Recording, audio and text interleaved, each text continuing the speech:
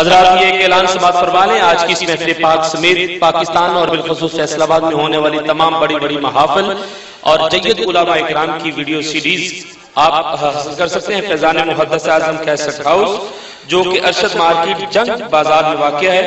آج کی اس محفل پاک سمیت پورے پاکستان اور بالخصوص فیصل آباد میں ہونے والی تمام بڑی محافل اور ملک پاکستان کے جید علماء اکرام کی آپ ویڈیو سیریز حاصل کر سکتے ہیں ارشد مارکیٹ جنگ بازار فیضان محدث اعظم کیسٹ ہاؤس، جناب پیر قاری محمد جہانگیر صاحب آپ سے۔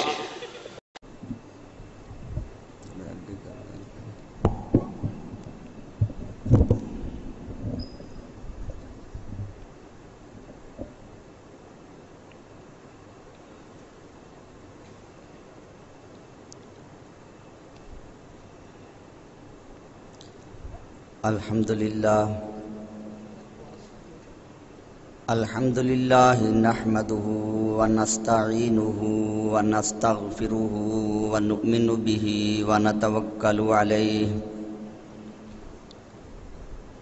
ونعوذ باللہ من شرور انفسنا ومن سیئات اعمالنا من يهده الله فلا مضل له ومن يضلله فلا هادي له ونشهد أن لا إله إلا الله وحده لا شريك له ونشهد أن سيدنا ومولانا محمدا عبده ورسوله اما بعد فاعوذ باللہ من الشیطان الرجیم بسم اللہ الرحمن الرحیم ولا تحسبن الذین قتلوا فی سبیل اللہ امواتا بل احیاء عند ربهم یرزقون صدق اللہ العلی العظیم وصدق رسولہ النبی الکریم ونحن علی ذلک لمن الشاہدین والشاکرین والحمد للہ رب العالمین۔ وقال اللہ تعالی فی مقام آخر فی شان حبیبہ ان اللہ وملائکتہ یصلون علی النبی یا ایہا الذین آمنوا صلوا علیہ وسلموا تسلیما الصلاة والسلام علیک یا سیدی یا رسول اللہ وعلا آلک واصحابک یا سیدی یا حبیب اللہ الصلاة والسلام علیک یا سیدی یا رسول اللہ وعلى آلك وأصحابك يا سيدي يا نبي الله الصلاة والسلام عليك يا سيدي يا رسول الله وعلى آلك وأصحابك يا سيدي يا رحمة للعالمين۔ تمام تعریفیں اللہ جل مجدہ الکریم کی مقدس ذات کے لیے، جو تمام کائنات کا خالق و مالک ہے اور جس نے ہمیں بے شمار نعمتوں سے نوازا، بالخصوص محبوب پاک صلی اللہ تعالی علیہ وسلم کے امتی ہونے کا شرف اور اعزاز عطا فرمایا،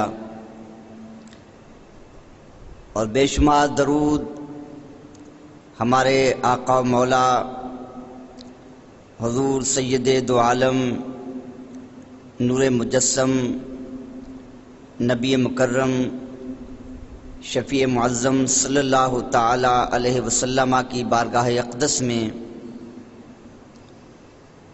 جن کی محبت و غلامی پر ایمان موقوف ہے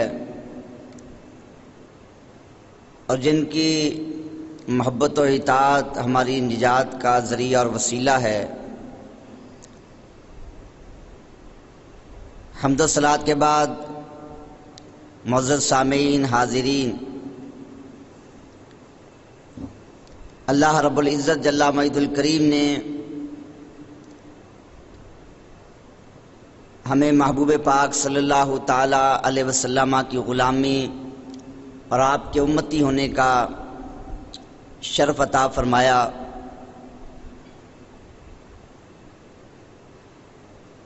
محبوب کریم علیہ الصلوۃ والسلام کی غلامی، یہ دین اسلام، یہی نجات کا ذریعہ ہے، اللہ تبارک و تعالیٰ کی رضا کے حصول کا ذریعہ ہے۔ لیکن اللہ جل مجد الکریم نے اہل اسلام کو، نبی پاک علیہ الصلوۃ والسلام کے غلاموں کو، آپ کے امتیوں کو قرآن مجید میں یہ فرمایا کہ تم نے دین اسلام اختیار کیا، اللہ رب العزت جل مجد الکریم کے پسندیدہ دین اسلام کی اطاعت کو اپنے اوپر لازم قرار دیا، مگر دین اسلام کے بعد اور اس دین میں داخل ہونے کے بعد پھر تمہارے لیے آزمائشیں ہیں، ابتلائیں ہیں۔ ان آزمائشوں کا، ابتلاؤں کا اور ان امتحانات کا مقابلہ کرو گے تو پھر یقیناً اللہ تبارک و تعالیٰ کی رضا، اللہ کی رحمتیں تمہارے ساتھ ہوں گی۔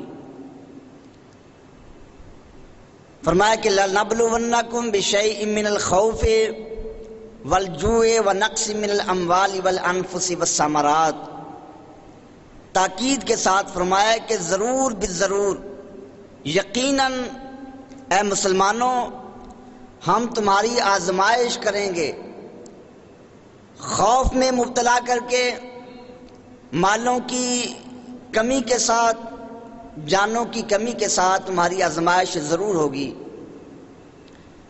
اور ایک مقام پر فرمایا کہ ام حسبتم ان تدخلوا الجنہ، کیا تم یہ سمجھتے ہو، تمہارا یہ خیال ہے کہ ہم جنت میں ایسے ہی چلے جائیں گے؟ فرمایا کہ نہیں، وَلَمَّا يَأْتِكُمْ مَثَلُ الَّذِينَ خَلَوْا مِن قَبْلِكُمْ، جس طرح پہلی امتیں تھیں ان پہ آزمائشیں آتی تھیں، تکالیف آتی تھیں، اور ان کو ایسے مصائب کا سامنا کرنا پڑا کہ راہ حق میں ان کے جسم کے ٹکڑے کر دیے جاتے، آریوں کے ساتھ جسم کو 2 ٹکڑوں میں بدل دیا جاتا، لوہے کی کنگھیاں جسم کے اندر پیوست کر کے ان کو جسم میں چلایا جاتا، درختوں میں کے اوپر پھانسی پہ لٹکا دیا جاتا، ہاتھ پاؤں میں لوہے کی میخیں ٹھوک دی جاتی، مگر اس کے باوجود، ساری آزمائشوں کا سامنا کرنے کے باوجود ان کے زبان سے پھر بھی اللہ کا نام نکلتا تھا، اللہ کی توحید کا نعرہ بلند کرتے تھے۔ تو فرمایا کہ جب تک یہ آزمائشیں نہیں آئیں گی، ان آزمائشوں کا سامنا نہیں کرو گے، اللہ کی رضا کے حصول کا راستہ ایسے آسانی سے نہیں مل جائے گا۔ تو اسلام کی تاریخ کا مطالعہ کرو، نبی پاک علیہ الصلوۃ والسلام نے ہمیں جو احکام دیے، آپ نے پہلے خود عملی نمونہ پیش کیا۔ یہ نہیں کہ ہمیں نماز کا حکم دے دیا، خود نماز نہیں ادا فرمائی، ہمیں روزے کا حکم دے دیا، خود روزہ نہیں رکھا، بلکہ محبوب کریم علیہ السلام اور آپ کے صحابہ کرام نے ایک عملی نمونہ پیش کیا۔ آپ نے آزمائشوں کا، مصیبتوں کا، امتحانات کا مقابلہ کیا، جبکہ آپ کی شان یہ تھی، ملائکہ حاضر ہوتے، یا رسول اللہ آپ ارشاد فرمائے، حکم دیں، یا آپ کے دشمن کفار ہم ان کے اوپر پہاڑ گرا دیں، ان کو نیست و نابود کر دیں، ان کا نام و نشان تک باقی نہیں رہے گا، مگر اللہ کے محبوب علیہ الصلوۃ والسلام آپ ان مصائب کا مقابلہ کرتے رہے، تکالیف کا مقابلہ کرتے رہے، کیونکہ آپ جانتے تھے کہ یہی مصیبتیں اگر میں برداشت کروں گا، میری سنت بنے گی، میری ادا بنے گی، اور پھر میرے غلام ان پہ مصیبتیں آئیں گی، وہ ان مصیبتوں سے گزر کر اللہ کی بارگاہ میں مقام حاصل کریں گے۔ آپ نے خود فرمایا کہ لَوَدِدْتُ أَنْ أُقْتَلَ فِي سَبِيلِ اللَّهِ، فرمایا میں چاہتا ہوں، میری خواہش ہے، میری تمنا ہے اللہ کی راہ میں مجھے شہید کر دیا جائے، ثم احیا، پھر زندہ کیا جائے، ثم اقتل، پھر شہید کر دیا جائے، ثم احیا، پھر زندہ کیا جائے، ثم اقتل، پھر شہید کر دیا جائے۔ فرمایا کہ میری یہ تمنا ہے کہ بار بار راہ خدا میں میری جان کی قربانی پیش ہوتی رہے۔ گویا یہ امت کو سبق دیا جا رہا ہے، اے امتیو، اللہ رب العزت کہ ہاں مقام حاصل کرنا ہے تو پھر قربانی دینا پڑے گی۔ اللہ نے خود قرآن میں فرمایا کہ ان اللہ اشترى من المؤمنین انفسهم واموالهم بان لهم الجنہ، فرمایا کہ اللہ نے مومنوں سے سودا کیا ہے۔ وہ سودا کیا؟ اللہ نے جنت فروخت کی ہے، اور جنت کا معاوضہ کیا ہے، اس کی قیمت کیا ہے؟ فرمایا کہ وہ تمہارے مال، تمہاری جانیں، اپنے اموال، اپنی جانیں، اپنا وقت، اپنی زندگیاں، اپنا آرام یہ اللہ کی راہ میں قربان کرو گے تو پھر اس کے صلے میں اللہ جنت عطا فرمائے گا، جس کی شان یہ کہ لا عین رأت ولا اذن سمعت ولا خطر علی قلب بشر۔ اس جنت کو نہ کسی کان نے سنا ہے، نہ کسی آنکھ نے دیکھا ہے، اور نہ کسی انسان کے دل میں اس کا خیال گزرا ہے۔ وہ ایسی انعام، ایسی نعمتیں، اللہ کے ایسے اعزازات اور ایسے انعامات ہیں کہ انسان ان کا تصور بھی نہیں کر سکتا۔ تو یہ آزمائشیں شروع سے آتی رہیں، انہی آزمائشوں میں، انہی راہ حق میں آنے والے جو مقابلات تھے، انہی میں سے ایک غزوہ احد جو شوال المکرم میں پیش آیا، اس کے متعلق کچھ عرض کروں گا۔ تو غزوہ احد میں مسلمانوں کو تکلیف کا سامنا کرنا پڑا، مصائب کا سامنا کرنا پڑا۔ اللہ کے محبوب علیہ الصلوۃ والسلام تشریف فرما تھے، آپ کی دعا ہی مصائب کا حل تھی، مگر اللہ رب العزت نے مسلمانوں کو یہ سبق دیا اور ان امتحانات سے گزارا تاکہ آنے والے قیامت تک امتیوں کو پتہ چلے کہ اللہ رب العزت کے ہاں مقام کیسے ملتا ہے۔ ان مصائب کا مقابلہ کریں گے، ان تکالیف کا خندہ پیشانی سے استقبال کریں گے، تب اللہ کی رضا کا حصول ہوتا ہے۔ اور غزوہ احد میں مسلمان شہید ہوئے، جانوں کے نذرانے پیش کیے، ظاہری طور پر جان چلی گئی، مگر اس کا صلہ کیا ملا یہ قرآن نے بیان کیا۔ حضرت جابر رضی اللہ عنہ سرکار کے جو صحابی ہیں، ابھی کم سن تھے، چھوٹی عمر تھی۔ جنگ احد میں ان کے والد گرامی حضرت عبداللہ شہید ہو گئے۔ اب ان کی بہنیں ہیں، بہنوں کا سہارا وہی ہیں، باپ چلا گیا، بڑے غم کی حالت میں رو رہے ہیں۔ اور قربان جائیں، ایسے غم اور ایسی مصیبتیں بھی کسی کسی کا مقدر ہوتی ہیں، جس غم میں سہارا دینے والے مصطفیٰ کریم علیہ السلام ہوں۔ اللہ کے محبوب نے فرمایا، جابر پریشان کیوں ہوتے ہو؟ اے جابر غمگین کیوں ہوتے ہو؟ تمہارے والد چلے گئے، تم نہیں جانتے تمہارے والد کو کیا مقام ملا، اللہ نے کیا شان دی، کیا اعزاز عطا کیا۔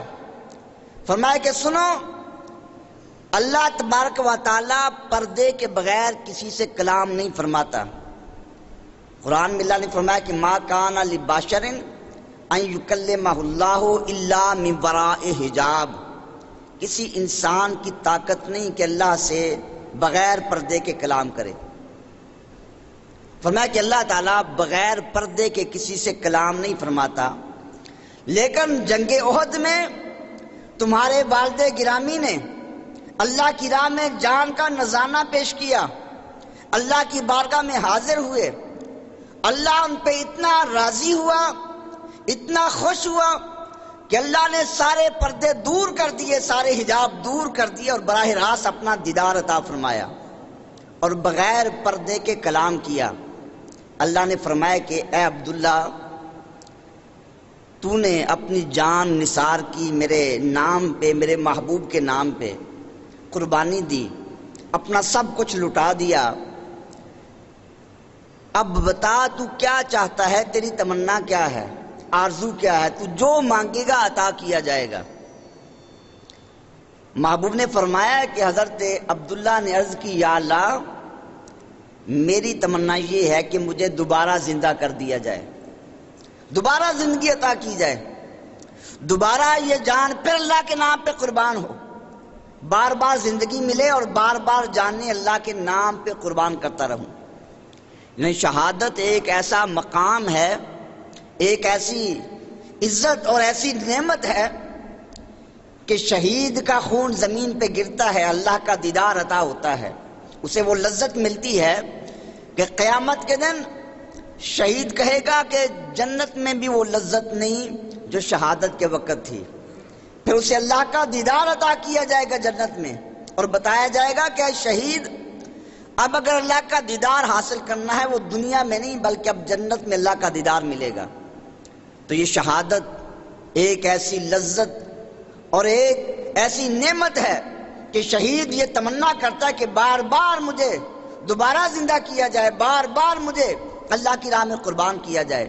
عرض کیا اللہ میں کچھ نہیں مانگتا اور دولت نہیں مانگتا اور انعام نہیں مانگتا، بس مجھے دوبارہ زندہ کر دیا جائے، دوبارہ مجھے پھر یہ نعمت ملے، پھر یہ اعزاز ملے۔ اللہ نے فرمایا کہ عبداللہ یہ تو میرا فیصلہ ہے، فیصلہ ہو چکا ہے، جو یہاں آ گیا دوبارہ واپس نہیں جائے گا۔ لا تبدیل لکلمات اللہ، اللہ کے کلمے نہیں بدلا کرتے۔ ہاں کوئی اور تمنا ہے وہ بتاؤ، تمہاری خواہش پوری کی جائے گی، یہ تو فیصلہ ہو چکا ہے، اس میں اب تبدیلی نہیں ہو سکتی۔ فرمایا کہ حضرت عبداللہ نے عرض کی، اے اللہ اگر مجھے دنیا میں واپس نہیں بھیجنا، پھر میری خواہش ہے، میری تمنا ہے کہ اللہ تو نے مجھے مقام دیا، اعزاز دیا، احد کے شہداء کو شان اور مقام عطا کیا، اے اللہ میں یہ چاہتا ہوں کہ دنیا والوں کو میرا پیغام پہنچا دیا جائے اور دنیا والوں کو بتا دیا جائے میرا بیٹا ہے، میرے رشتہ دار ہیں، دوست احباب ہیں، ان تک پیغام پہنچا دیا جائے کہ اے لوگوں اللہ کی راہ میں جو قربان ہو جائے وہ مردہ نہیں ہوا کرتا، وہ اسے ہمیشہ کی زندگی مل جایا کرتی ہے، اللہ کا دیدار مل جایا کرتا ہے۔ تو اللہ نے پھر قرآن نازل کیا، قرآن کی آیت نازل کی، حضرت عبداللہ کا پیغام پہنچایا۔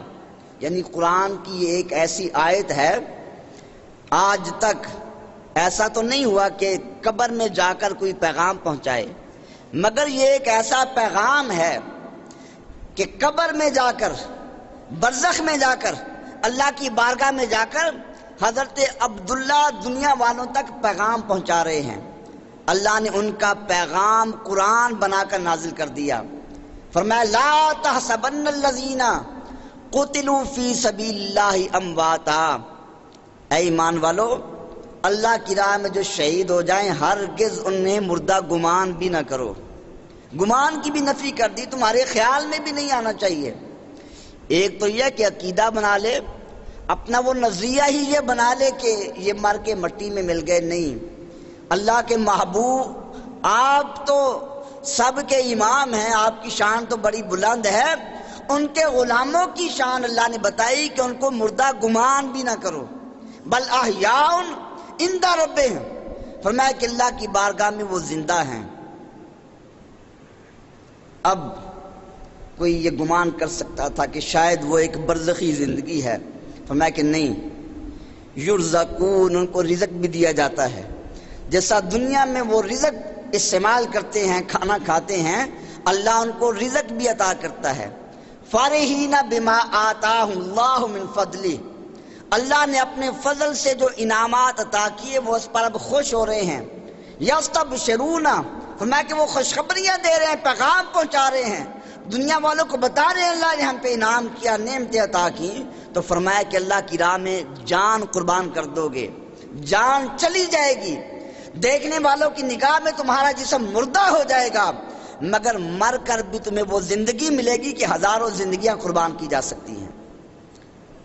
تو یہ شہدائے احد کا اعزاز اور مقام تھا جو اللہ نے قرآن میں بیان کیا، اور یہ ایک سبق ہے آنے والی امت کے لیے کہ اگر دین حق کے لیے کچھ کرنا ہے تو پھر جانیں قربان کرنا پڑیں گی، پھر قربانی دینا پڑے گی، ہر چیز کی قربانی، کیونکہ جب اللہ اس کے محبوب کریم علیہ السلام کا نام آ جائے تو قرآن نے فرمایا کہ اسلام دین فطرت ہے، اسلام باپ سے محبت کرنے سے نہیں روکتا، والدین سے، بیٹے سے، رشتہ داروں سے، دولت سے، جائیداد سے، کاروبار سے نہیں روکتا، لیکن فرمایا کہ اسلام کی، مسلمان کی، مومن کی پہچان اور شان یہ ہے کہ جب ٹکراؤ آ جائے، ایک طرف اللہ اس کے محبوب کا نام ہو اور ایک طرف ساری دنیا ہو، تو پھر اس وقت وہ ساری دنیا کو ٹھکرا کر اللہ اس کے محبوب کے نام کو ترجیح دیتا، وہ ایماندار کہلائے گا۔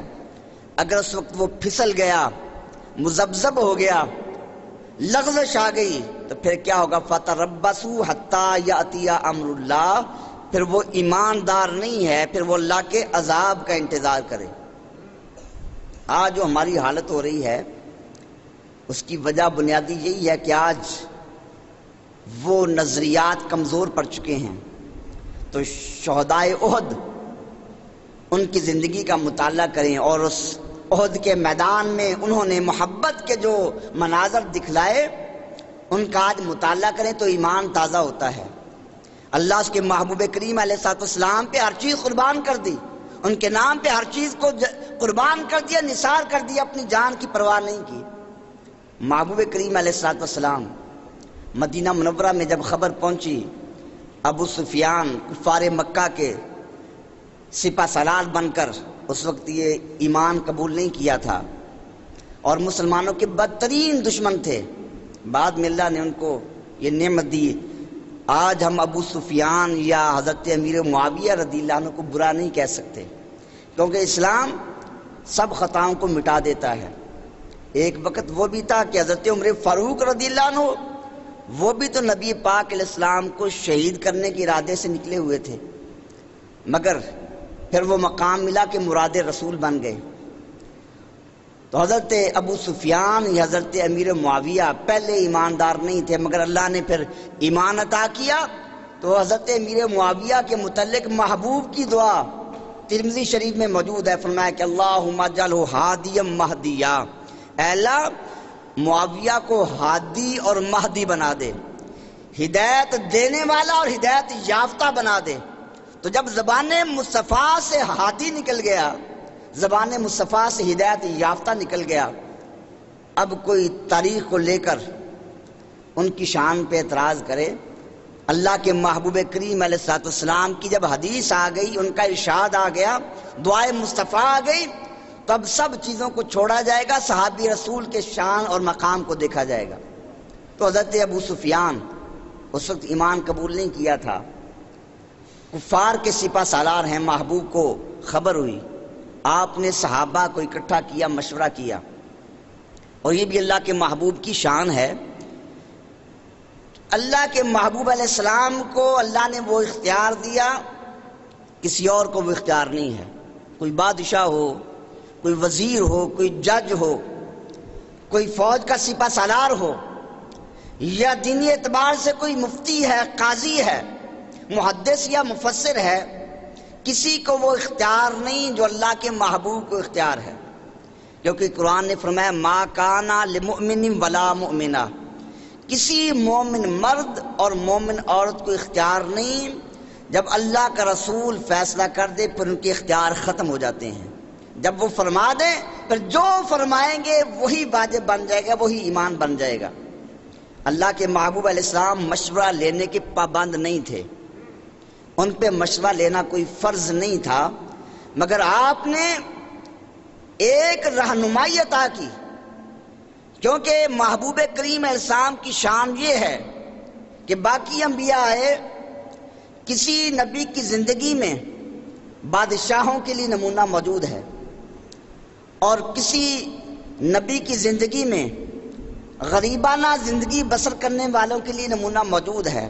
ایک پہلو کے اعتبار سے نمونے موجود ہیں، مگر اللہ کے محبوب علیہ الصلوۃ والسلام کی شان، چاہے کوئی بادشاہ ہے، چاہے غریب ہے، چاہے وہ ڈاکٹر ہے یا وکیل ہے یا فوج کا سپہ سالار ہے یا ایک مزدور ہے، ہر ایک کے لیے رہنمائی ملے گی تو محبوب کی زندگی سے رہنمائی ملے گی.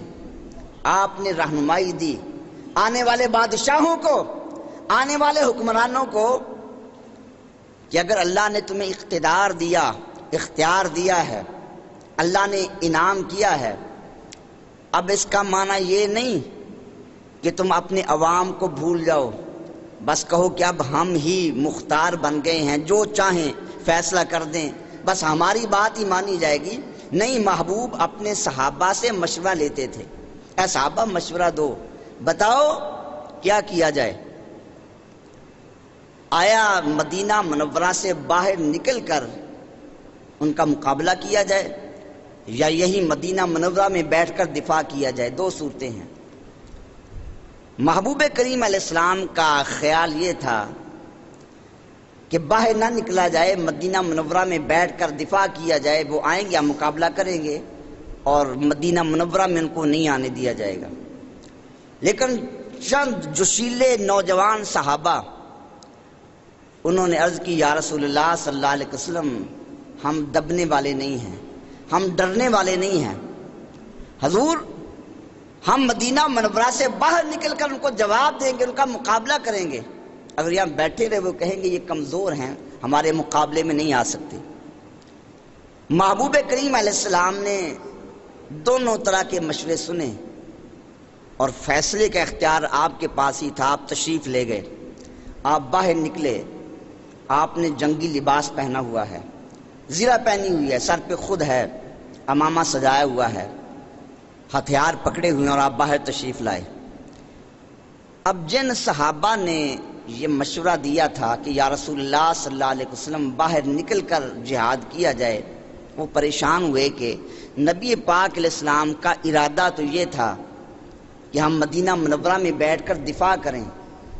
ہمارے اس جذباتی مشورے کی وجہ سے آپ نے اپنا فیصلہ بدلا ہے.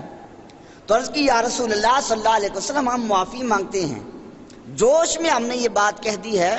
حضور آپ وہی کریں جو آپ کا فیصلہ ہے، جو آپ کا ارادہ ہے، آپ جو بہتر سمجھتے ہیں. اللہ کے محبوب نے فرمایا، اللہ کے نبی کی شان یہ نہیں کہ وہ میدان جہاد میں باہر نکل آئے پھر وہ قدم پیچھے ہٹا لے. اب یہ قدم نکل چکا ہے، اب یہ آگے ہی جائے گا، اب میں واپس نہیں جا سکتا. یعنی آپ نے بتا دیا کہ پہلے مشورہ لو. سپہ سالار یا حکمران کا کام یہ ہے کہ پہلے مشورہ لے، لیکن جب فیصلہ کر لے، اب فیصلے کے بعد پھر استقامت کا مظاہرہ کرے، ڈٹ جائے. کیونکہ جب ڈٹ جائے گا، استقامت اختیار کرے گا، پھر اللہ کا بھی ارشاد ہے کہ جب استقامت اختیار کرو گے تتنزل علیہم الملائکہ، پھر اللہ کے ملائکہ کا نزول ہوگا، پھر رحمت خدا تمہارے ساتھ ہوگی، پھر اللہ کی امداد تمہارے ساتھ ہوگی. اب یہ جنگ احد کا واقعہ تو بڑا تفصیلی واقعہ ہے. چند ایک بات عرض کروں کہ صحابہ کرام علیہم الرضوان نے اس جنگ میں نبی پاک علیہ الصلوۃ والسلام کے ساتھ جان نثاری کا کیسا مظاہرہ کیا. ایک صحابی تھے حضرت عبداللہ بن جہش رضی اللہ عنہ اور حضرت سعد رضی اللہ عنہ، دونوں صحابی جنگ احد سے پہلے رات کے وقت دونوں بیٹھے ہیں اور دونوں نے مشورہ کیا کہ آؤ ہم اکٹھے مل کر صبح جہاد پہ جانا ہے، اکٹھے مل کر ہم دعا مانگتے ہیں، اللہ ہماری دعا قبول کرے. تو فرماتے ہیں کہ حضرت سعد وہ بیان کرتے ہیں، پہلے میں نے دعا مانگی، ہے اللہ صبح میں میدان جہاد میں جاؤں، جو بہت بڑا طاقتور کافر دشمن وہ میرے سامنے آئے، میں اس کے ساتھ لڑائی کروں، وہ میرے ساتھ لڑائی کرے، میں اس پہ حملہ کروں، اے اللہ مجھے طاقت عطا کرنا، وہ مغلوب ہو جائے میں اسے قتل کر دوں اور تیرے نام کو میں بلند کروں. میں نے یہ دعا کی، حضرت عبداللہ نے آمین کہا. اب حضرت عبداللہ نے دعا کی، ان کی دعا سنیے. کیسا ان میں جذبہ تھا کہ محبوب کے نام پہ جان قربان ہو جائے، اسی کو وہ اعزاز سمجھتے تھے۔ عرض کی اے اللہ میری یہ تمنا ہے صبح میں جہاد میں جاؤں، تلوار اٹھاؤں، سامنے دشمن بڑا طاقتور جو جنگ میں ماہر ہے وہ آ جائے، وہ مجھ پہ حملہ ور ہو، میں اس پہ حملہ ور ہوں، ہماری لڑائی ہو، پھر میں اس کے ہاتھوں شہید ہو جاؤں، اور پھر وہ میرا ناک کاٹ ڈالے، میرا کان کاٹ ڈالے، میرے جسم کے پرزے پرزے کر دے، اور کل قیامت کے دن پھر میں تیری بارگاہ میں حاضر ہوں۔ اے اللہ پھر تو سوال کرے، اے عبداللہ ما جودیا انفوں کا، تیرا کان کہاں چلا گیا، تیری ناک کس نے کاٹ ڈالی، تیرے جسم کے ٹکڑے ٹکڑے کس نے کر دیے؟ پھر میں عرض کروں اے اللہ فی کا وفی رسول کا، اے اللہ میں نے جسم کے ٹکڑے تجھ پر اور تیرے محبوب پر قربان کر دیے ہیں۔ اے اللہ تو نے جسم دیا تھا بس وہ تیرے نام پر وفی رسول کا اور تیرے محبوب کے نام پر قربان کر دیے ہیں۔ فرمایا کہ ہم دونوں نے یہ دعا مانگی اور دونوں نے ایک دوسرے کی دعا پر آمین کہا، اور جب دل سے دعا مانگی جائے پھر وہ دعا بھی اللہ کی بارگاہ میں مقبول ہوتی ہے۔ وہ صحابہ کی دعا تھی اور دل سے دعا تھی، ایک جذبے کے ساتھ دعا تھی۔ فرمایا کہ پھر ایسا ہی ہوا، جنگ میں حضرت عبداللہ بن جحش رضی اللہ تعالیٰ عنہ، آپ کے ہاتھ میں تلوار ہے اور مردانہ وار میدان جہاد میں دشمنوں کی صفوں میں گھس گئے، دشمنوں کو قتل کر رہے ہیں، مقابلہ کر رہے ہیں۔ آخر تلوار ٹوٹ گئی، محبوب کی بارگاہ میں حاضر ہوئے، محبوب نے کھجور کی چھڑی عطا کر دی۔ فرمایا کھجور کی چھڑی ہاتھ میں پکڑی اور کھجور کی وہی چھڑی پھر تلوار بن گئی، تلوار کی شکل اختیار کر لی۔ یہ سرکار کا معجزہ تھا، اور 2 بار یہ معجزہ رونما ہوا۔ ایک بار حضرت عکاشہ رضی اللہ عنہ وہ جنگ میں تھے، تلوار ٹوٹ گئی، محبوب نے چھڑی عطا کی، وہ چھڑی تلوار بن گئی۔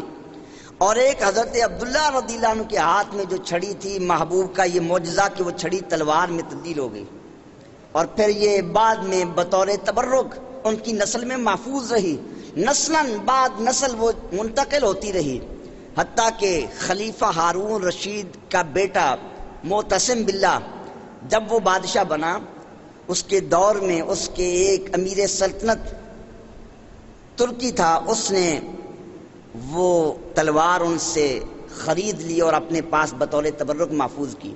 تو حضرت عبداللہ وہ تلوار ہاتھ میں لیے لڑائی کر رہے ہیں، اور پھر ایسا مقام آیا، ان کی وہ دعا پوری ہوئی کہ جس طرح دعا کی تھی، دشمن نے حملہ کیا، اللہ کی راہ میں قربان ہوئے، اور ان کے ناک کو کاٹ ڈالا گیا، جسم کو کاٹ ڈالا گیا، جسم کے ٹکڑے ٹکڑے کر دیے، اور اللہ کی بارگاہ میں حاضر ہو گئے۔ حضرت سعد فرماتے کہ میں نے دعا کی تھی، اللہ نے میری دعا بھی پوری کی۔ فرمایا کہ میرے ساتھ بھی یہی معاملہ ہوا کہ میدان جہاد میں دشمنوں کے ساتھ مقابلہ وار لڑائی کرتا رہا، اور پھر محبوب کریم علیہ الصلوۃ والسلام کے بارے میں مشہور ہو گیا آپ شہید ہو گئے ہیں۔ یہ خبر مشہور کر دی گئی کہ آپ کو شہید کر دیا گیا، سارے صحابہ منتشر ہو گئے، پریشان ہو گئے۔ فرمایا کہ میں بھی پریشانی کے عالم میں تھا، کیا کیا جائے؟ فرمایا کہ اتنے میں دیکھا حضرت مقداد سامنے کھڑے ہیں، کہا کہ اے سعد اللہ کے محبوب تمہیں یاد فرما رہے ہیں۔ فرمایا کہ مجھے خوشی ہوئی، کائنات کی ہر چیز سے بڑھ کر خوشی ہوئی جب پتہ چلا کہ محبوب خیریت سے ہیں اور مجھے یاد فرما رہے ہیں۔ فرمایا کہ محبوب کی بارگاہ میں حاضر ہو گیا، آپ نے مجھے تیر چلانے کا حکم دیا۔ فرمایا کہ میں تیر چلاتا تھا اور پھر یہ کہتا تھا اللہم ہذہ سہموں کا ارم بہی عدوہ کا، اے اللہ یہ تیر تیرا تیر ہے، اے اللہ یہ تیر جا کر دشمن کے سینے میں پیوست ہو جائے۔ فرمایا کہ میں تیر چلاتا اور یہ دعا کرتا، اور محبوب فرماتے اللہم استجب، اے اللہ سعد کی دعا کو پورا کر دے، اے اللہ سعد کا تیر نشانے پر لگ جائے۔ اور پھر محبوب فرماتے اے سعد سنو، فدا کا ابی و امی، اے سعد میرے ماں باپ تجھ پر قربان ہو جائیں۔ یعنی صحابہ کرام جب محبوب کو بلاتے تھے عرض کرتے تھے، یوں کہا کرتے تھے فدا کا ابی و امی، یا رسول اللہ میرے ماں باپ آپ پہ قربان ہو جائیں۔ حضرت علی فرماتے ہیں صحابہ یہ عرض کیا کرتے تھے مگر پورے صحابہ میں کسی صحابی کو یہ شرف حاصل نہیں، صرف حضرت سعد کو یہ مقام حاصل ہے کہ محبوب بار بار فرما رہے تھے اے سعد فدا کا ابی و امی، مصطفیٰ کے ماں باپ تجھ پہ قربان ہو جائیں۔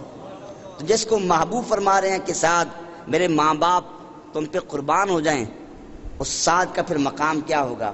فرمایا کہ حضرت ایمن اس جنگ میں بچے، عورتوں، نوجوانوں، بوڑھوں سب نے اپنی شجاعت کا اظہار کیا۔ حضرت ایمن محبوب کی خادمہ تھیں، وہ پانی اٹھا اٹھا کر تیر چل رہے ہیں، تلواریں چل رہی ہیں، مجاہدوں کی خدمت کر رہی ہیں۔ ایک کافر تھا غالباً حبان نامی تھا، اس نے تیر چلایا، حضرت ایمن کے دامن پہ لگا، کپڑا ذرا ہٹ گیا، بے پردگی ہوئی تو وہ کافر ہنسنے لگا۔ اللہ کے محبوب جلال میں آ گئے، اپنے خادمہ کی یہ توہین دیکھی تو محبوب نے حضرت سعد کو حکم دیا۔ حضرت سعد رضی اللہ تعالیٰ عنہ آپ نے پھر تیر چلایا، فرمایا کہ آپ کا وہ تیر کافر کے گلے پہ جا کے لگا، پیوست ہو گیا، وہ زمین پر گرا اور تڑپنے لگا، اس کے کپڑے ہٹ گئے، جسم ننگا ہو گیا اور محبوب مسکرانے لگے۔ فرمایا کہ اتنے مسکرائے کہ آپ کے دانت مبارک ظاہر ہو گئے کہ اس نے میری خادمہ پہ حملہ کیا، اللہ نے فوراً اس کا بدلہ لے لیا اور انتقام عطا کیا۔ اور بڑی عورتوں نے اس میدان میں اپنی شجاعت کا اظہار کیا۔ سیدہ فاطمہ الزہرا رضی اللہ عنہا، سیدہ عائشہ صدیقہ بنت صدیق رضی اللہ تعالیٰ عنہا، بڑی بڑی مجاہدات تھیں، میدان جنگ میں پانی تقسیم کیا، مجاہدوں کی مرہم پٹی کی، حتیٰ کہ جب مقام آیا تلوار چلانی پڑی، تیر چلانے پڑے تو عورتوں نے بھی یہ کام کیا، کیونکہ جب ایسا مرحلہ آ جائے اور جہاد میں ایسا نازک مقام آ جائے تو پھر ایک مقام وہ بھی آتا ہے کہ عورت بھی تلوار اٹھا سکتی ہے۔ جب جنگ احد میں یہ مقام آیا اور یہ مرحلہ آیا کہ ایک انتشار پھیل گیا، مسلمان پریشان تھے، یہ خبر مشہور ہو گئی اللہ کے محبوب شہید ہو گئے ہیں۔ صحابہ کرام علیہم رضوان میں بہت سے صحابہ وہ یہ غم برداشت نہ کر سکے، حوصلے جواب دے گئے، میدان چھوڑنے لگے، مگر اس وقت بھی کچھ صحابہ وہ تھے جو استقامت کا پہاڑ بنے رہے۔ ان صحابہ میں کون شامل تھے؟ سر فہرست حضرت سیدنا صدیق اکبر رضی اللہ عنہ کی ذات پاک ہے، حضرت عمر فاروق رضی اللہ تعالیٰ عنہ ہیں، حضرت علی مولا شیر خدا رضی اللہ تعالیٰ عنہ ہیں، حضرت طلحہ رضی اللہ تعالیٰ عنہ۔ یہ جلیل القدر صحابہ جو اس وقت بھی آپ کے سامنے ڈٹے رہے۔ حضرت علی فرماتے ہیں یہ خبر مشہور ہوئی، محبوب شہید کر دیے گئے، میں کہ بڑا پریشان ہوا میں، اور شہیدوں کی لاشوں کو دیکھا، محبوب نظر نہ آئے۔ فرمایا کہ پھر میں نے مسلمانوں کے لشکر کو دیکھا، محبوب نظر نہ آئے، پریشان ہو گیا کہ محبوب تشریف فرمایا نہیں۔ فرمایا کہ یہ تو ہو ہی نہیں سکتا کہ محبوب میدان چھوڑ کے بھاگ جائیں، اللہ کے نبی فرار اختیار کر لے، یہ تو ممکن ہی نہیں ہے۔ فرمایا میرے دل میں یہ خیال آیا، اے علی آج مسلمانوں سے غلطی ہوئی، نبی پاک کے حکم پہ عمل نہیں کر سکے تو اس لیے اللہ ناراض ہو گیا۔ جس طرح حضرت عیسیٰ علیہ السلام کو اللہ نے آسمان پہ اٹھا لیا، آج نبی پاک کو بھی اللہ نے آسمان پہ اٹھا لیا ہے، اگر آپ یہاں ہوتے مجھے نظر آ جاتے۔ فرمایا کہ میں نے جب یہ سوچا، یہ خیال پیدا ہوا، پھر میرے دل نے کہا علی یہ زندگی نام مصطفیٰ پہ تھی، محبوب تشریف فرما نے، زندگی کا کیا فائدہ، اب اس زندگی کو نام مصطفیٰ پہ قربان کر دو۔ فرمایا کہ میں نے تلوار پکڑی اور جہاں کافر اکٹھے تھے ان کے ہجوم میں جا کر گھس گیا۔ جب اندر داخل ہوا دیکھا کافروں کے نرغے میں اللہ کے محبوب تشریف فرما تھے اور آپ تنہا کفار کا مقابلہ کر رہے تھے، اور کوئی آپ کے چہرے اندر پہ پریشانی کے اظہار نہیں تھے۔ اور اس وقت پھر محبوب کریم علیہ السلام نے یہ چاہا کہ پہاڑ کی چوٹی پہ چڑھ جائیں تاکہ بلندی پہ جائیں گے اور سارے صحابہ دیکھیں گے، ان کو محبوب کا چہرہ نظر آئے گا، استقامت پیدا ہوگی، اور پھر وہاں بیٹھ کر پورے جنگی مناظر کی نگرانی کی جائے گی۔ محبوب پہاڑ پہ چڑھنے لگے، 11 انصاری صحابہ ساتھ ہیں۔ کفار نے دیکھا کہ اللہ کے محبوب پہاڑ کے اوپر چڑھ رہے ہیں تو کفار اس پوزیشن کو سمجھ گئے کہ اگر آپ اوپر تشریف لے گئے پھر معاملہ خطرناک ہوگا، یک بارگی حملہ کر دیا۔ اللہ کے محبوب نے انصاری صحابہ کو فرمایا کون ہے جو کفار کے سامنے مقابلہ کرے؟ فرمایا کہ ایک انصاری صحابی آگے بڑھے، حضرت طلحہ بھی ساتھ تھے، ایک انصاری صحابی آگے آئے اور آ کر وہ تیر کھاتے رہے حتیٰ کہ وہ شہید ہو گئے، محبوب اوپر چلے گئے۔ پھر کفار نے حملہ کیا، محبوب نے فرمایا کون ہے جو آ کر ان کا دفاع کرے؟ پھر دوسرا انصاری صحابی آ گیا اور تیر اپنے جسم پہ کھاتا رہا حتیٰ کہ وہ بھی شہید ہو گیا۔ پھر آپ ذرا اوپر آئے، پھر فرمایا کہ کون آگے آتا ہے؟ پھر تیسرا صحابی آیا، حتیٰ کہ جو 11 انصاری صحابہ تھے سارے کے سارے شہید ہو گئے، صرف حضرت طلحہ باقی رہ گئے۔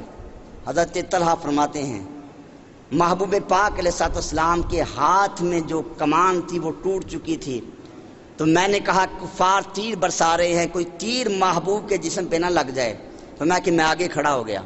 اب تیر آ رہے تھے، وہ میرے جسم پہ لگ رہے تھے، میں زخمی ہو رہا تھا، حتیٰ کہ وہ مرحلہ آیا، پھر اللہ نے استقامت عطا کی، اور بعد میں حضرت طلحہ رضی اللہ عنہ کو 70 سے زیادہ زخم آ چکے تھے، سینے پہ تیر لگے ہوئے ہیں، جسم پہ اور سر پہ تیر لگے ہوئے۔ حضرت صدیق اکبر رضی اللہ تعالیٰ عنہ آپ آگے بڑھے، تو جب سہارا دینے لگے حضرت طلحہ بے ہوش ہو گئے، اتنا زیادہ خون بہہ چکا تھا، اور ان کے منہ پہ پانی چھڑکا۔ حضرت طلحہ کو ہوش آیا، جب آنکھیں کھلی تو پہلا لفظ جو زبان سے نکلا تو یہ تھا ما فعل رسول اللہ صلی اللہ علیہ وسلم، اے ابوبکر یہ بتاؤ کہ اللہ کے محبوب کا کیا حال ہے، خود جان پہ بنی ہوئی ہے، خود بے ہوش ہو رہے ہیں، جسم سے خون جاری ہے، مگر اس عالم میں بھی اگر فکر ہے تو محبوب کے آرام کی فکر ہے۔ اے صدیق اکبر بتاؤ اللہ کے محبوب کا کیا حال ہے؟ فرمایا کہ اے طلحہ خوش ہو، خوشخبری ہو، اللہ کے محبوب خیریت سے ہیں، آرام سے ہیں۔ تو فرمایا کل مصیبت بعدہ جلل، اگر محبوب آرام فرما ہے، آپ خیریت سے ہیں، پھر کوئی پرواہ نہیں، اگر محبوب کو آرام ہے تو مجھے اپنے غموں کی زخموں کی کوئی پرواہ نہیں ہے۔ یہ صحابہ کرام علیہم رضوان کا جذبہ جہاد تھا کہ اپنی جان کی قربانیاں دے رہے ہیں۔ ایک صحابی تھے حضرت عمر بن جموح، پاؤں سے لنگڑے تھے، چل نہیں سکتے تھے، انہوں نے اپنے بیٹوں سے کہا 4 بیٹے ہیں کہ مجھے بھی لے چلو، میں بھی وہاں جا کر جہاد میں محبوب پاک کی شانہ بشانہ اپنی جان قربان پیش کروں۔ بیٹوں نے کہا ابا جان آپ معذور ہیں، پاؤں سے چل نہیں سکتے، لنگڑا کر چلتے ہیں۔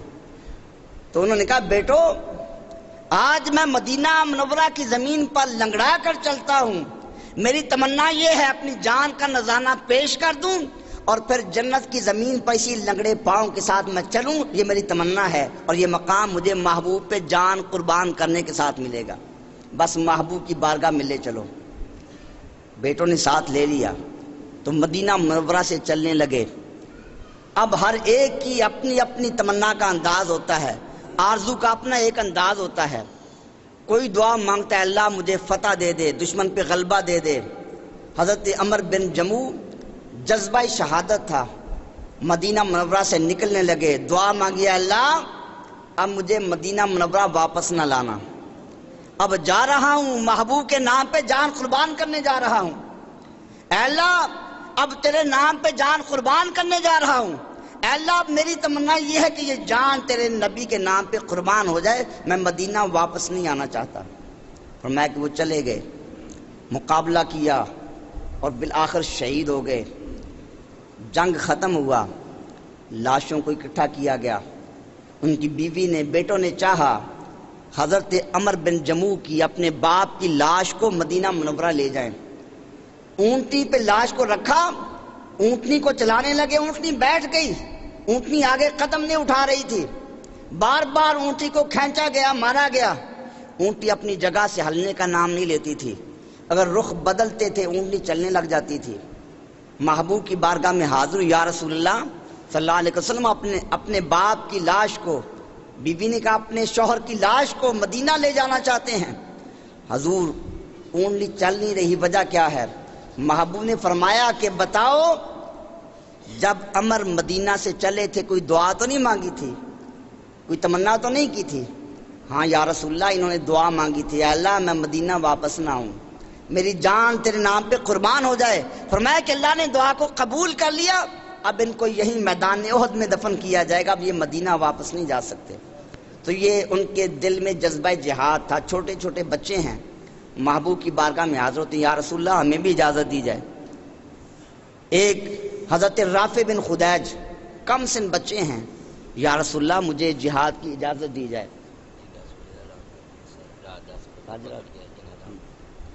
عرض کی یا رسول اللہ صلی اللہ علیہ وسلم اجازت دی جائے۔ فرمایا کہ نہیں، تم کم سن بچے ہو، ابھی تم لڑائی نہیں کر سکتے۔ عرض کی یا رسول اللہ میرا امتحان لے، میں بڑا ماہر تیر انداز ہوں، جہاں نشانہ لگاؤ نشانہ نہیں چوکتا۔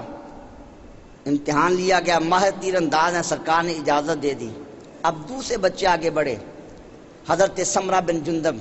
عرض کی یا رسول اللہ مجھے بھی اجازت دی جائے، رافع بھی بچے ہیں، یہ بھی کم سن ہیں، اگر ان کو اجازت مل گئی مجھے بھی اجازت دی جائے۔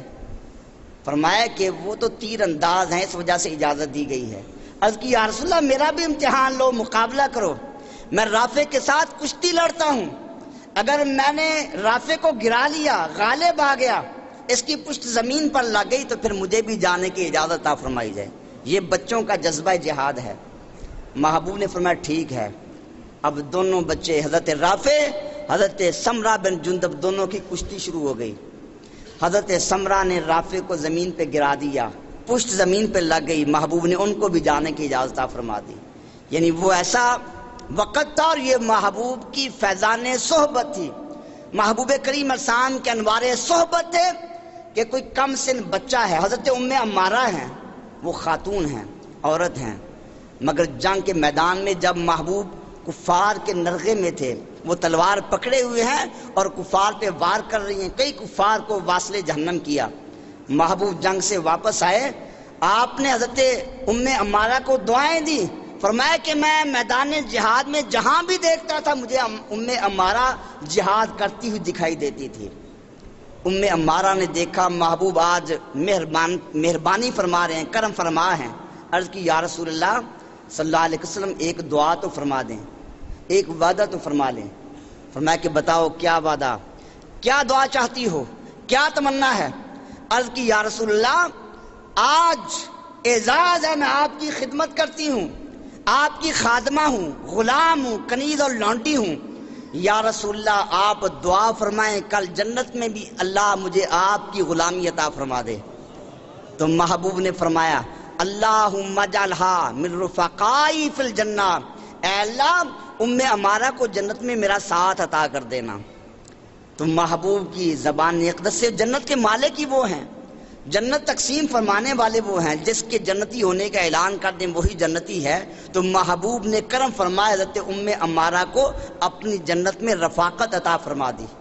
اب کوئی کہے کہ وہ دے کچھ نہیں سکتے، تو میدان احد میں صحابہ کرام علیہ الرضوان نے عزم و ہمت کے وہ مظاہرے کیے، اور محبوب پاک علیہ الصلوۃ والسلام نے 50 صحابہ کرام کو جو حکم دیا تھا اس جگہ کھڑے رہنا، یہاں سے ہٹنا نہیں، ایک مقام پر وہ ہٹ گئے، اور اسی وجہ سے جنگ کا پانسا پلٹا، اور پھر مسلمانوں کو وقتی طور پر شکست کا سامنا کرنا پڑا۔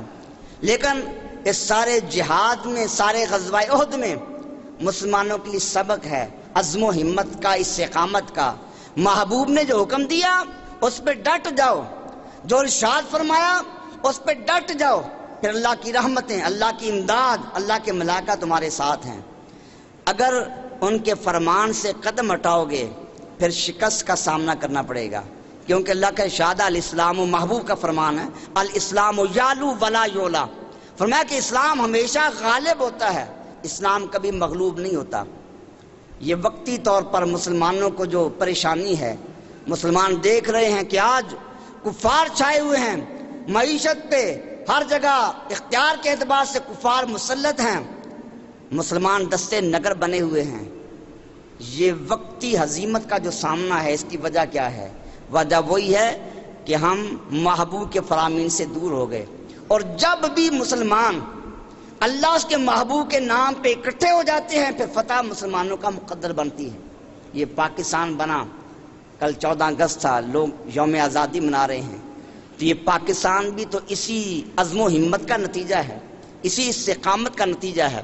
اس وقت جو مسلمان تھے، حقیقی مسلمان تھے، جو سچے مسلمان تھے، وہ ایک ہو گئے اور اللہ اس کے محبوب کے نام پر یہ ملک حاصل کیا۔ اور یہ ہمیں اعزاز حاصل ہے کہ پوری دنیا میں اسلامی ممالک بڑے ہیں، مگر پوری دنیا میں واحد پاکستان ایک ایسا اسلامی ملک ہے جو اسلام کے نام پہ حاصل کیا گیا. ہمارے آبا و اجداد نے قربانیاں دیں، مگر آج وہ پاکستان بھی کن حالات کا شکار ہے وہ آپ کے سامنے ہے. وجہ کیا ہے؟ جو سچے مسلمان تھے، جنہوں نے پاکستان کے لیے قربانیاں دیں، ان کو پیچھے کر دیا گیا، اور جو پاکستان کے مخالف تھے آج وہ ٹھیکیدار بنے ہوئے ہیں. اس وقت الحمدللہ اہل سنت و جماعت کے علماء، جنہوں نے اسلام کو صحیح صدق دل سے مانا اور اللہ کے محبوب کے فرامین پہ صدق دل سے پورا ایمان اختیار کیا، ان علماء اہل سنت نے قربانیاں پیش کی. سید محمد محدث کچھوچوی، محدث اعظم ہند، جو صدر تھے آل انڈیا سنی کانفرنس کے، آپ نے اس وقت فرمایا تھا کہ اگر قائد اعظم محمد علی جناح بھی بالفرض پاکستان بنانے کے مطالبے سے دستبردار ہو جائیں، پیچھے ہٹ جائیں، فرمایا کہ اب سنی نکل آئے ہیں، ہم پاکستان بنا کر دم لیں گے، ہم پیچھے قدم نہیں ہٹائیں گے. مگر آج جو ٹھیکیدار بنے ہوئے ہیں، اس وقت وہ کیا کہتے تھے؟ ان کے بڑے مفتی محمود دیوبندی نے کہا کہ الحمدللہ ہم پاکستان بنانے کے گناہ میں شامل نہیں تھے. عطا اللہ بخاری ان کے بڑے نے کہا کہ اگر پاکستان بن گیا میں پیشاب کے ساتھ اپنی داڑھی مڑوا دوں گا.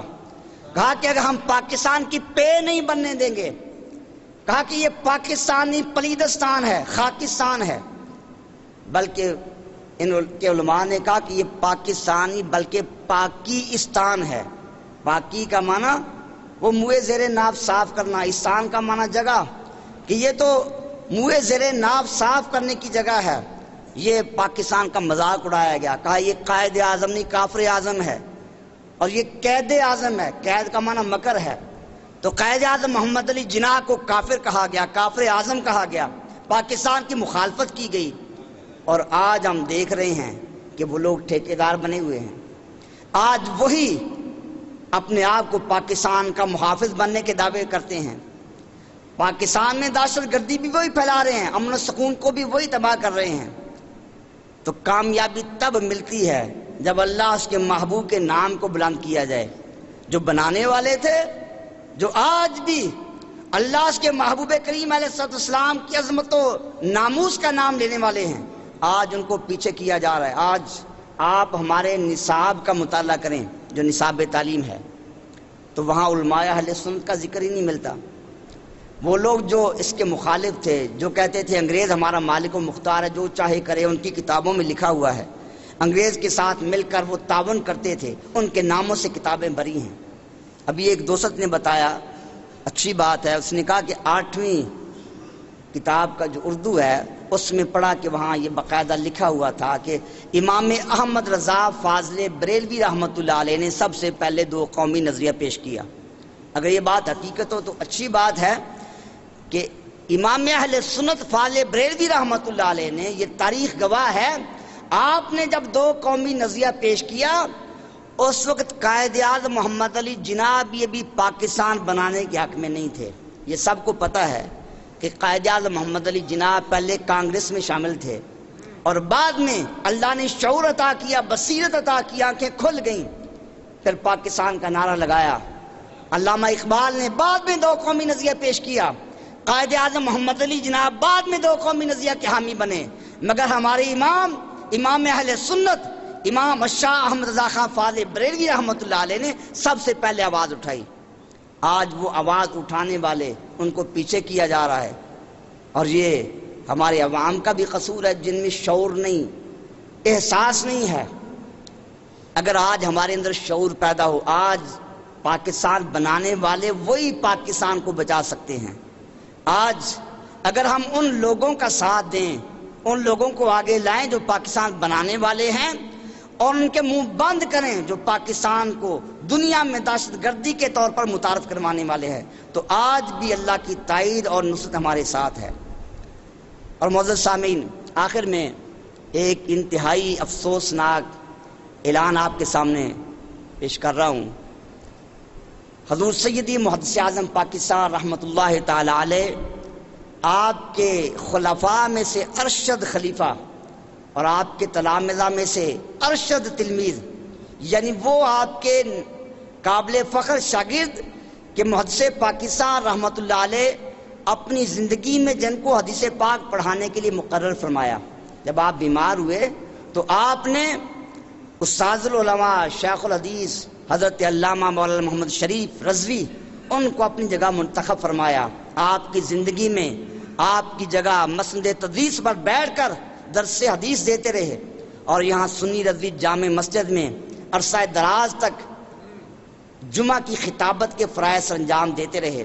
آج آپ کا انتقال ہو چکا ہے، اللہ کے حضور پہنچ چکے ہیں، تو یہ ایک المیہ ہے۔ آج ہمارے بڑے بڑے علماء جا رہے ہیں مگر کوئی جانشین نہیں بنتا۔ محدث اعظم پاکستان تشریف لے گئے، بتاؤ کوئی اور محدث اعظم پاکستان آیا؟ علامہ عبدالرشید چلے گئے، کوئی اور ان کی جگہ آیا؟ اب علامہ شریف رضوی رحمۃ اللہ علیہ وہ تشریف لے گئے۔ محبوب نے فرمایا کہ قیامت کے قریب علم اٹھا لیا جائے گا۔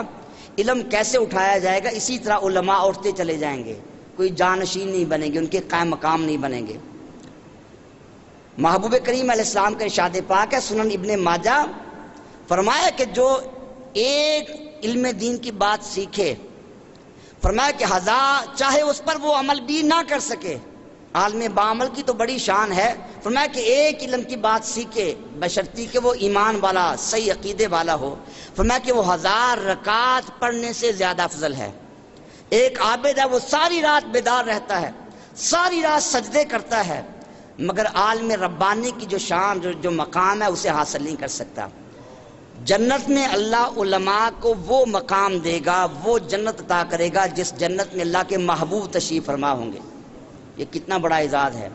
تو استاذ العلماء شیخ الحدیث والتفسیر حضرت علامہ مولانا محمد شریف رضوی رحمۃ اللہ تعالی علیہ جو ہمارے سامنے تشریف فرما رہے، اپنے فیوضات سے ہمیں عرصہ دراز تک مستفید فرماتے رہے، اور جن کی زیارت بھی عبادت تھی، آج وہ تشریف لے جا چکے ہیں۔ تو کل بھکر میں آپ کا جنازہ آج رات 10 بجے آپ کا جنازہ ادا کیا جائے گا۔ تو آپ حضرات بھی کوشش کریں کہ ان کی نماز جنازہ میں شامل ہوں۔ یہ سفر کی صعوبتیں مشقتیں تو ہوتی ہیں، لیکن ایک جنتی کا جنازہ پڑھ لینا، ایک اللہ کے ولی کے جنازہ میں شامل ہو جانا، یہ کتنی بڑی سعادت ہے۔ یہ تو ہمیں موقع مل گیا کہ ہمیں اطلاع ہو گئی، ہم شامل ہو سکتے ہیں۔ اگر ہمارا کوئی عزیز ہو، ہمارا کوئی رشتہ دار ہو، دوست ہو، ہم اس کے لیے جاتے ہیں، تو اس سے بڑا تعلق کیا ہو سکتا ہے؟ تو آپ حضرات ضرور اس میں شرکت کریں۔ آج 10 بجے آپ کی نماز جنازہ ادا کی جائے گی۔ دعا فرمائے اللہ تبارک و تعالیٰ آپ کے درجات کو بلند فرمائے، اللہ تبارک و تعالیٰ علماء اہل سنت، مشایخ اہل سنت ان کی عمریں دراز فرمائے، اور یہ سلسلہ فیض اس طرح جاری و ساری رہے۔ کیا چیز؟ ہاں وہ پتہ نہیں، پھر دسیں گے، ہاں وہ دس دیں گے پھر بعد کہنا بھی کیسے دے گا۔ حضرات یہ ایک اعلان سماعت فرما لیں، آج کی اس محفل پاک سمیت پاکستان اور بالخصوص فیصل آباد میں ہونے والی تمام بڑی بڑی محافل اور جید علماء اکرام کی ویڈیو سیریز آپ حاصل کر سکتے ہیں فیضان محدث اعظم کیسٹ ہاؤس، جو کہ ارشد مارکیٹ جنگ بازار میں واقع ہے۔ آج کی اس محفل پاک سمیت پورے پاکستان اور بالخصوص فیصل آباد میں ہونے والی تمام بڑی محافل اور ملک پاکستان کے جید علماء اکرام کی آپ ویڈیو سیریز حاصل کر سکتے ہیں۔ ارشد مارکیٹ جنگ بازار فیضان محدث اعظم کیسٹ ہاؤس، جناب پیر قاری محمد جہانگیر صاحب آپ سے